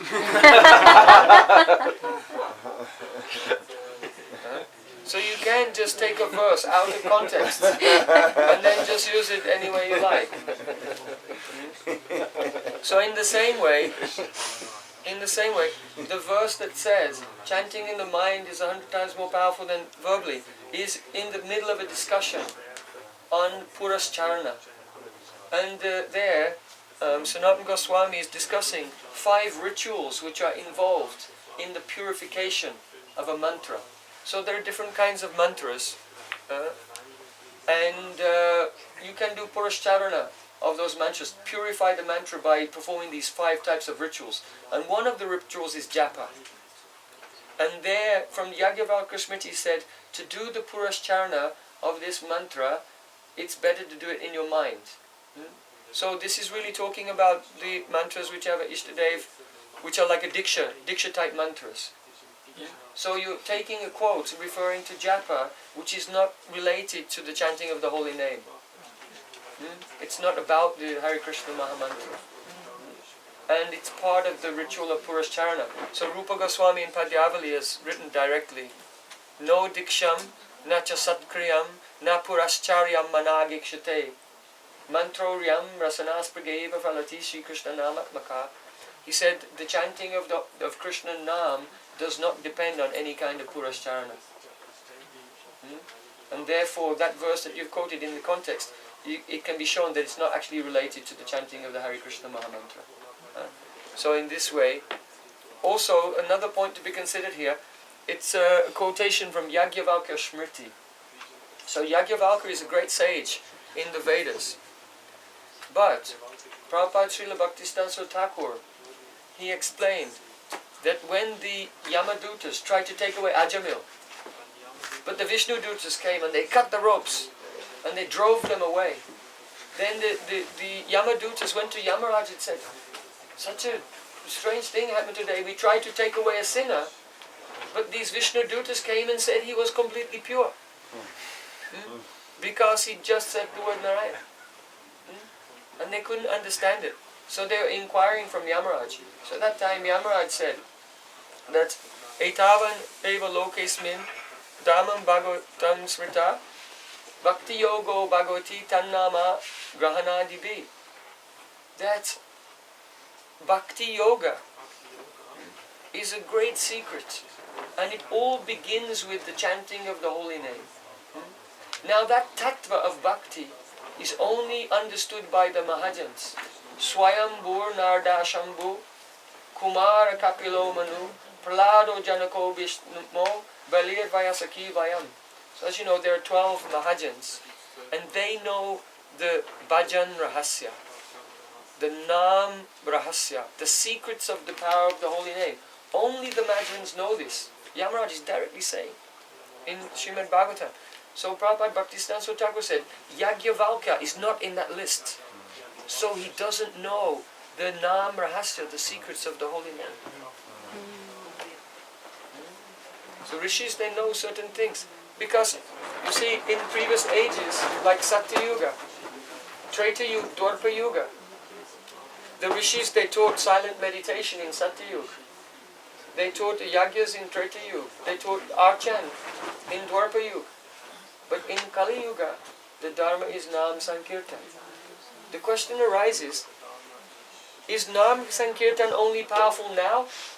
Or was it powerful in the other ages? Or were the other Dharmas more powerful in those ages? And the answer is no. Nam Sankirtan, the loud chanting of the holy name, was always the best process in every age. But why was it not taught? Because the people in those previous ages were very qualified and they had control of their mind and senses, so they were able to do smaran, which is considered to be a more difficult practice. And because chanting the holy name only includes moving the tongue and lips, therefore they could not put faith in a process which was so easy, because they were thought, we are very qualified, we have to do the difficult process.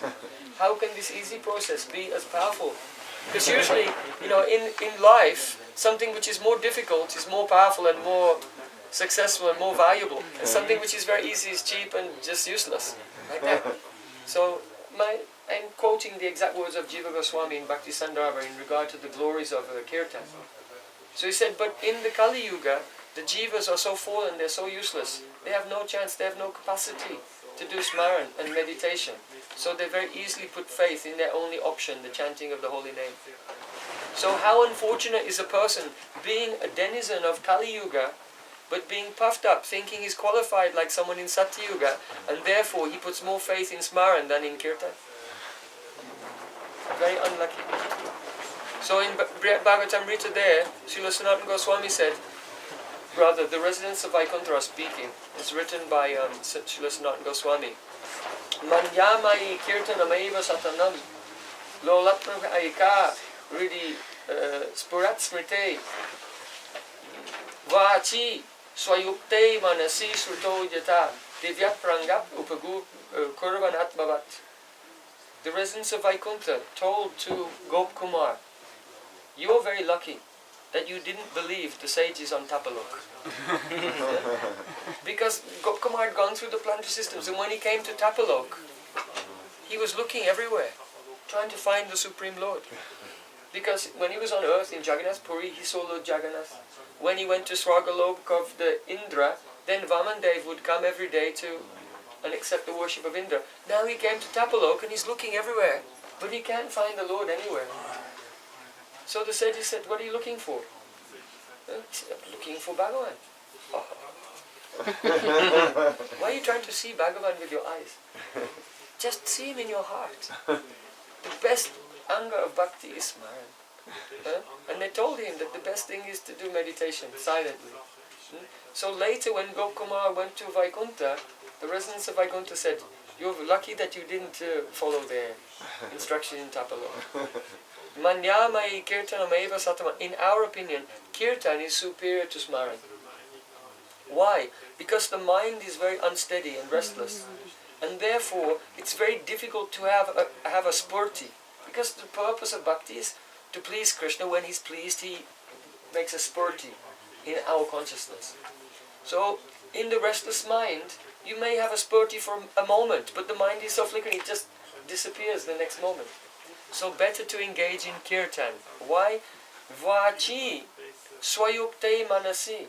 When you do kirtan, the sound of the holy name takes over your mind and makes the mind, Chaitoda Pranamajanam, completely steady, so that you can have a prolonged experience of spurti. You can actually experience dhruva anusmriti by continuous kirtan. So they said, in our opinion, kirtan is the best. Now later, they say that kirtan and smaran, they're equal to each other, because kirtan is the cause of smaran and smaran is the cause of kirtan. So many people quote this and say, kirtan is just one sadhana among so many different kinds of sadhana, including smaran. But that is also out of context. Because at first they're speaking about the sadhaka in this world trying to develop prem. When they're talking about that, they say kirtan is the best. Krishnasya prema sampadi balistam sadhanam shreshtam paramakasha mantravat. They say there is no sadhan more powerful than kirtan. It's like a tantric mantra that brings Krishna under control. So they say balistam sadhana, it's the strongest and it's the best sadhana, kirtan. Who say? The residents of Vaikuntha who are talking with Gokumar. But then they speak about the devotee who, when he's doing kirtan, he loses consciousness of his body and he goes into trance. And then he's situated in his spiritual body, and in his spiritual body he's doing kirtan, but you're looking at him and thinking he's doing smaran.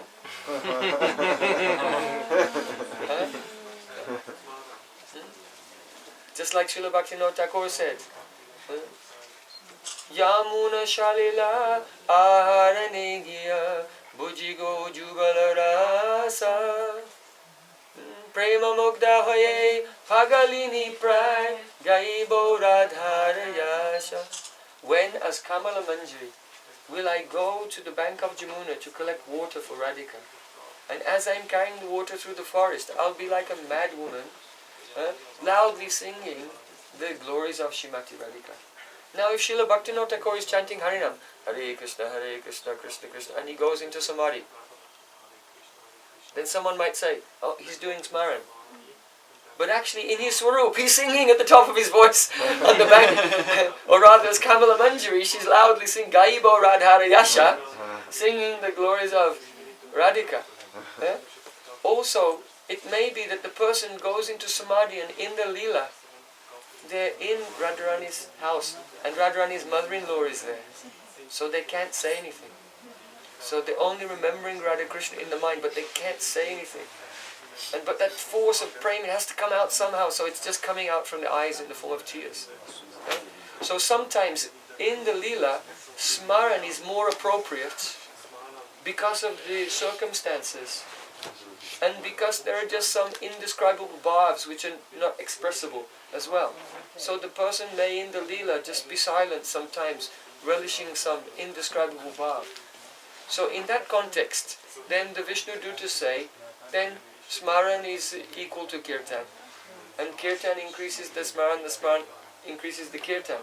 But what devotees sometimes do is take those verses which are describing the smaran and kirtan in prema vasta, and then try to apply that to us in the sadhana vasta. and say, look, Smaran is just as good as Kirtan. So that is again a misuse. If you look at the context and the development, they've already said chanting is the best.